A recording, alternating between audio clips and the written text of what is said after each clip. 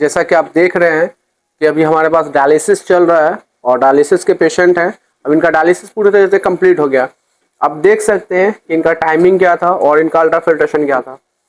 तो ये गोल था और ये टाइमिंग था, ये रेट था, ये फिल्ट्रेशन था। तो ऑलमोस्ट इनकी डायलिसिस कंप्लीट हो गई है।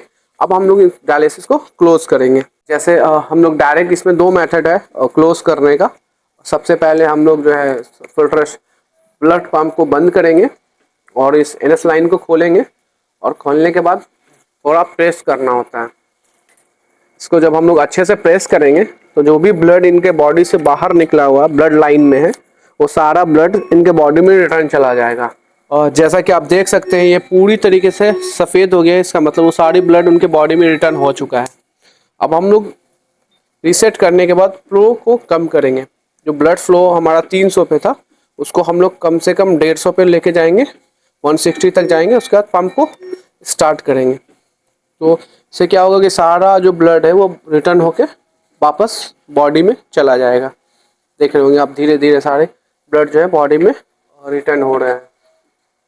देखिए आप इसको देख सकते हैं कि पूरी तरीके से ब्लड इसमें से जो है ना बॉडी में रिटर्न हो रहा है। बट हम लोग एक क्या कर सकते हैं, इसमें एक पिंच करते हैं। इसको पिंच करने से ये फायदा रहेगा कि जो भी वॉल में जो ब्लड चिपका होगा वो सारा वॉल से निकल के सीधा सीधा बॉडी में चल जाएगा। जो पेशेंट का ब्लड है वो वेस्ट नहीं होगा। तो ये चीज़ हम लोग को ध्यान रखना है कि एक दो बार कम से कम इसको पिंच करें। पिंच करने से बेनिफिट रहता है कि सारा ब्लड जो है बॉडी में पेशेंट के चला जाता है। जैसा कि देख सकते हैं सारा ब्लड रिटर्न हो गया है। हम लोग मशीन को ऑफ करेंगे और ये जो दो लाइन है, एक आर्टरी और एक वेनस, इसको इस लाइन को हम लोग डिस्कनेक्ट करेंगे। डिस्कनेक्ट करने के बाद हम लोग इस दोनों लाइन को प्रॉपरली कैप करेंगे, ठीक है। और इसको भी पूरा प्रॉपरली कैप करेंगे। कैप करने के बाद ये दोनों लाइन को एक दूसरे में कनेक्ट कर देंगे।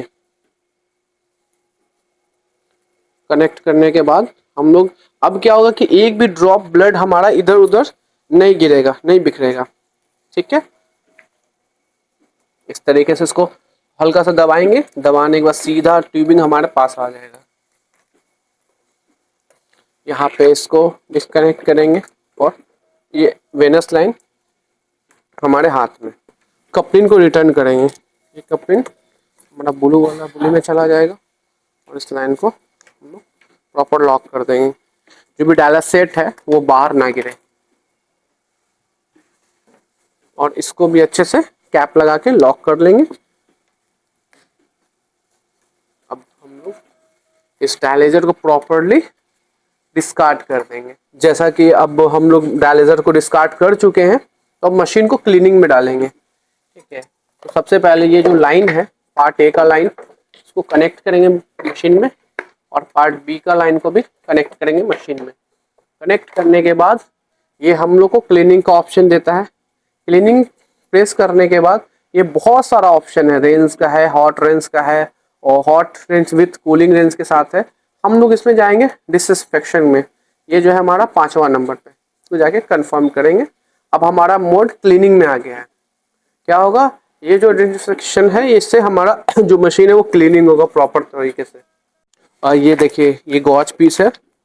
हम लोग प्रॉपर एक गॉज पीस से बना लेंगे जिससे फिस्टुला का हम लोग निडल निकालेंगे, ठीक है। इसको यूं आप देख सकते हैं प्रॉपरली, बट टाइट होना चाहिए। ये जो है हमारा ये प्रॉपर एक टाइट होना चाहिए। इसको हम इस फिंगर में दबाएंगे और उसी तरीके से भी बना लेंगे, ठीक है।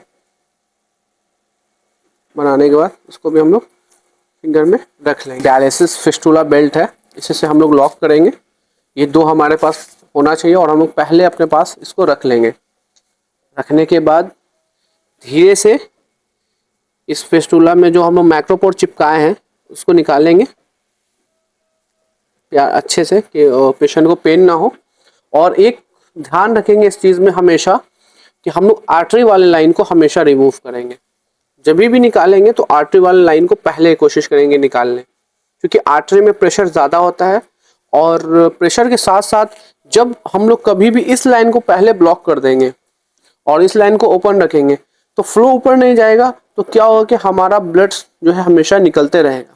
तो कोशिश करना है कि हमेशा पहले आर्टरी लाइन को निकालें जो नीचे वाला लाइन होता है, और उसके बाद वेनस को निकालें जो ऊपर वाला लाइन होता है। प्रॉपर पाउडर से फिल कर देंगे उसको। इससे क्या होगा, वो एक क्लॉट का एक लेयर बना लेगा और पेशेंट का जो ब्लड लीक होने का जो प्रॉब्लम होता है वो नहीं होगा। हम लोग हमेशा प्यार से इनको निकाल लेंगे। निकालने के बाद कोशिश करेंगे कि इसको रिकैपिंग ना करें, क्योंकि अगर हमको लग जाए तो हमारा भी इंजरी होने का चांसेस रहेगा। लेकिन इसको अच्छे से थोड़ा एक मैक्रोपोर पहले ऊपर से हम लोग मार देंगे कि अगर बाय द वे बेल्ट कभी इधर उधर हो जाए तो ये मैक्रोपोर से इनका ये फिस्टुला जो है गॉज पीस से चिपका रहे, इस पे पकड़ा रहे इसको।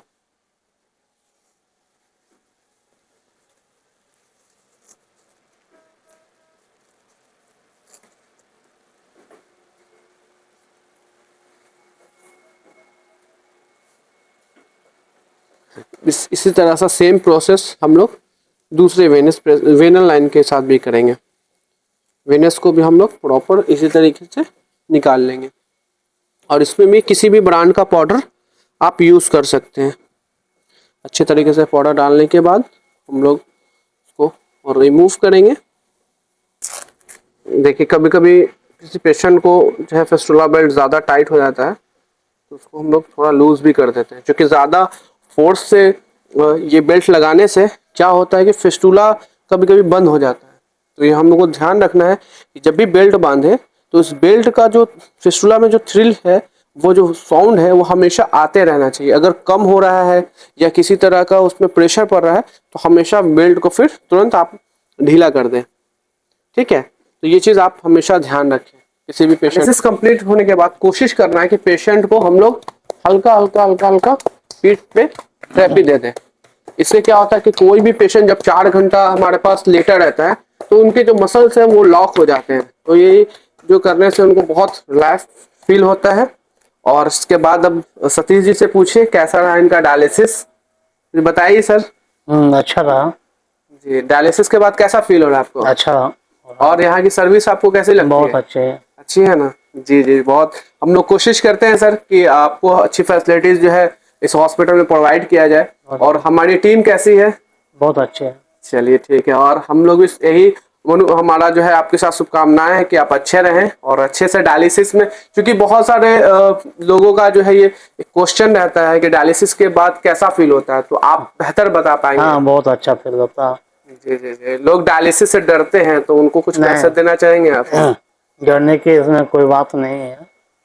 डायलिसिस एक तरह का लाइफ लाइन है जी।